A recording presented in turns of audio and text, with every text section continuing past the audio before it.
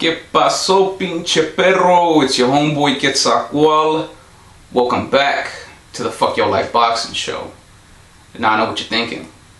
God damn, this motherfucker looking like Jesus Christ. But there's a perfectly good explanation for that. On today's video, we're going to talk about my initial thoughts of the upcoming fight between Canelo Alvarez and Amir. But before we get into that video, I'm going to go ahead and explain why I've been gone from YTBC for so long. And why I'm looking like Jesus Christ right now. But like I said, there's a good explanation, and it's a true story. So go get your popcorn. If you smoke weed, go ahead and roll you up a big ass blunt and peep this out. So all this shit got started right around the time I had finished making my last YouTube video. After I made that last video, I ended up getting a new job. And it's crazy because that job was working with Michael Bay. And the job was cool as fuck, man. It was kicked back. It paid well. Shit, I even got to hang out with Michael Bay a couple times at his house, getting blunted and just shoot the shit with him. And after a couple months of working that gig, I remember he had rolled up and he was like, "Hey, Quetzakual, I got a job opportunity for you." I was like, "Shit, what's cracking, man?"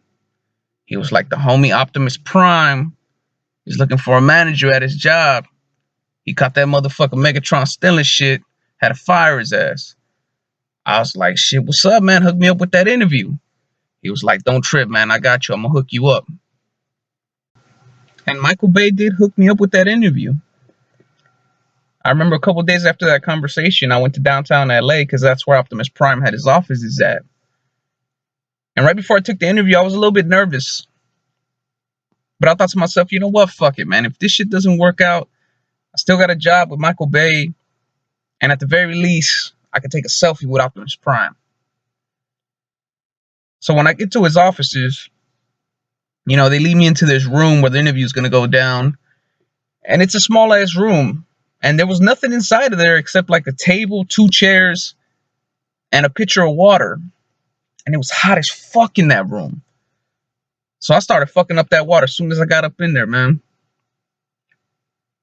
And they start giving me the interview, and it's just the typical, interview questions. And after a couple minutes, I started feeling groggy.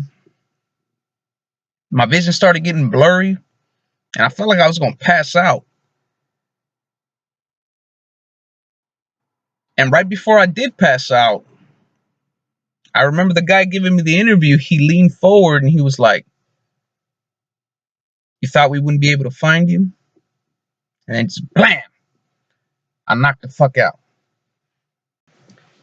And when I woke up, I couldn't believe what was going on. I was back on the goddamn mothership. Now, a quick recap, if you haven't seen any of my previous videos. About 2 years ago, I was kidnapped by aliens. And I was on that same mothership where I was stuck in a jail cell next to Panchito Wajado, who, after being abducted himself for a couple months up there, ended up becoming some kind of gay sex slave for these aliens. And I had to kill like 10 aliens and fight my way out of there to get back to Earth. But this time it was different. We weren't in outer space. The mothership was on their home planet. They stuck me in this jail cell there. I went like 3 days without food or water. Now I remember on the 3rd day, the alien leader came to talk to me. And their leader was named Xenu. Yeah. The Scientology alien Xenu. That motherfucker. And he starts telling me all this weird shit. And he continues to mention the fact that they raped Panchito Wajado. And I really wasn't trying to hear all that because he was going into detail about the shit. And as he's talking, I'm thinking to myself, what the hell is going on? So after that weird ass conversation with Xenu, he walked up to one of his soldiers and he told him something. I couldn't really hear what he said, but they led me out of there. I spent the next 8 months in some kind of intergalactic POW camp. And it was rough, man. I spent half of that time in the fucking SHU program. And I probably would have broken that motherfucker if it wasn't for the fact that one of the homies up in there, one of the alien homies, knew how to make pruno. So I was pretty much fucked up the whole time. On the 8th month anniversary of me being in that jail, Xenu called upon me once again. They lead me into this big ass, look like some kind of hall room. And there's about 15 aliens looking upon me. They tie me up on this table and shit.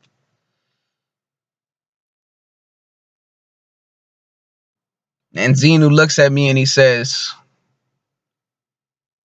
it's time to Panchito Bojado that ass. And Panchito Bojado was standing next to him and he was like, ooh, kill him. And he sounded gay as a motherfucker when he said that too. And I'm like, oh, fuck nah. Hell no. Shit, just go ahead and kill me, man. Fuck that. And the aliens start getting closer and closer to the table where I'm strapped up at. And I'm thinking to myself, man, there's gotta be a way out of this. This can't be happening. Hell no. And right when I thought it was all over, man, a miracle happened. And that's because when the aliens got about 2 feet away from me, you just heard a loud ass noise. It was like, bah! And it was Jesus Christ kicking down the motherfucking door. As soon as Jesus stepped up in the hallway, he was like, Kagebunshin no Jutsu! And he made like 15 Jesus shadow clones to fight the aliens. And he whooped their ass. And it was just him and Xenu left. One-on-one. And Jesus, man, he got powers like Naruto, man. Jesus fucked him up, man. He did the Rasengan on that ass. And when he hit him with it, he was like, God hates fags! Rasengan! And Jesus is cold with it, man. He stood over the dead aliens and he started singing to them. He was singing When I See You Again by Wiz Khalifa. And you know, Jesus, he a trip like that sometimes, because you know, he in love with the cocoa. But Jesus untied me and he took me back to heaven. Now I'm gonna end the story here, but I'm gonna give you a preview of what's gonna happen on part 2 of the story. Because there's another part to it. When I got back to heaven, I'm gonna talk about how Jesus told me that the aliens that kidnapped me are ancient alien species from a parallel dimension. And how they control the earth. Homosexual alien Illuminati robots. And how they want to make the world into one big San Francisco. That's why all this gay stuff is all popular right now in the media. That's why you got Bruce Jenner with his dick duct taped to his thigh talking about call me Caitlyn. And I'm going to also tell you how is robots in the Illuminati undercover right now in the media. Just like how Jermaine Taylor shot his cousin. Jermaine Taylor is really a robot. And I'm going to talk about that in my next video. How he was smoking weed with his cousin. And the weed fucked up his computer chip. And it went right back to his prime directives, and he started talking about where's John Connor shot his cousin. But that's part two. But anyway, let's get to the main topic of the video. On today's video, I'm going to give you my initial thoughts on the upcoming catchweight fight between Canelo Alvarez and Amir Khan. When I first heard about this fight, my initial thought was, Canelo, what the hell are you doing? And I know I haven't been making any videos in a while here on the YTBC, but I still keep up with the YTBC. Watch a lot of videos, get other people's opinions on the fights that have been happening. And I remember watching this one video where this person gives their thoughts on the upcoming fight between Canelo and Amir Khan. And he says that the first thing that he thought was good matchup. Now, when I heard that, I'm like, shit, I hope this dude's job don't drug test his ass, because he gonna fail that shit. Because he's smoking some shit saying shit like that. Because to me, it's like, this fight makes no sense. You know, this is like Josecito Lopez all over again.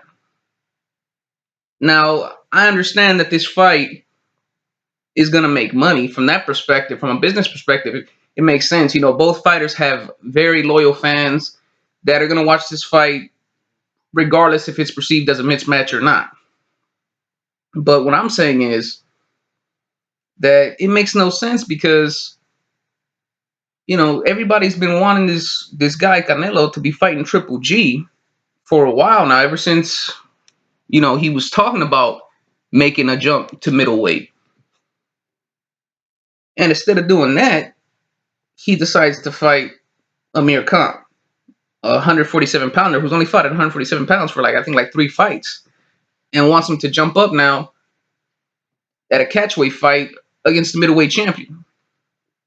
And this is just another fight that, for the new generation, is tarnishing, you know, their legacy. You know, it's going to be hard for them to cement their legacy when you compare them to past fighters with all this catchweight shit that's going on. And it seems like you're always getting a mixed bag with Canelo Alvarez. You don't know what to expect from his ass. In the past, he's taken on challenges that I've given him props for, like when he fought Floyd Mayweather. Even though he got his ass whooped, I gave him props for taking on that big fight like that. He fought Lara. That was a fight that a lot of people thought he was going to avoid. He ended up fighting Lara and won in a close fight. But he still won. But at the same time, he's also participated in some suspicious decisions in terms of who he's going to fight. Like the fighter I just mentioned, when he fought Josecito Lopez, that fight made no goddamn sense. He had mad weight over Josecito, and that's why Josecito got his ass whooped. That was just a straight up mismatch. That should have never happened. And most recently, you know, it was somewhat questionable him fighting Cotto. You know, they fought at a catch weight. And what made that suspicious or questionable was that, you know, it was for the middleweight title. The lineal heavyweight title, or at least that's what they're saying. To be fair, you know, Cotto did win that title from Sergio Martinez at a catchweight, but that's a topic for a different discussion. You know, my problem with that was that it was for a title. You know, I feel like it should be for, if it's going to be for a championship, it should be at 160 pounds, but whatever, man.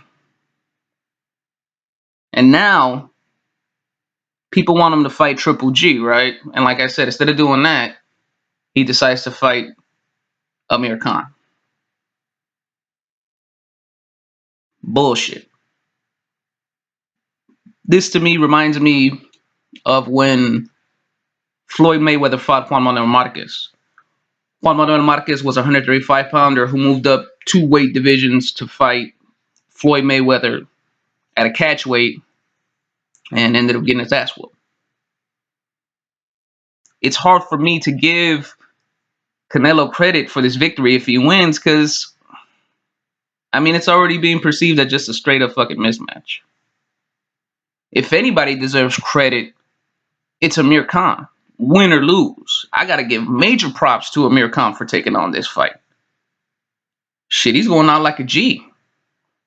Fucking Khan Gotti. But at the same time, he's motherfucking Charles Bronson Jr. because this is like fucking Death Wish Part 7. Because I think he's gonna get his motherfucking ass whooped. But shit, major props to Khan for taking on the fight, but I think he's going into the motherfucking killing fields. And these are my initial thoughts for the fight. I'll be doing another video where I'll give you my prediction for the fight and why I feel, that fight is going to go down the way I predict it will. And I'd also like to give a shout out to all my subscribers that have stuck with me while I've been gone from the YTBC and the intergalactic alien prison and shit. But anyway, if you like this shit, hit the like button, hit the subscribe button. This your homeboy Quetzakual signing the fuck on out.